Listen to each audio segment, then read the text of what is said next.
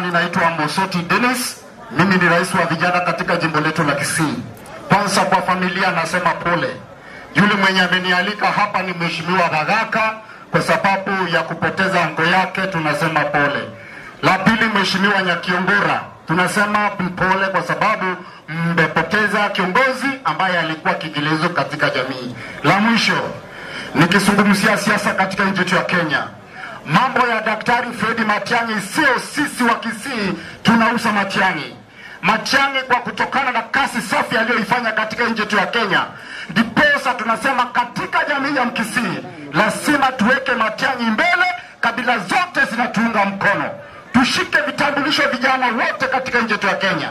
Ikifika 2027 tumchague Matiang'i akuwe rais wa nchi yetu ya Kenya, asaidie nchi yetu ya Kenya. Usema kia bantu bani nto Nyasaba sese numunyu machima yasabera Matiang'i ncherare gocha. Tigana ichundwero ngori ano mushe kuna na ncha bantu bambi nto bahutikara gai gabani maje. Nyasaba sese nibiya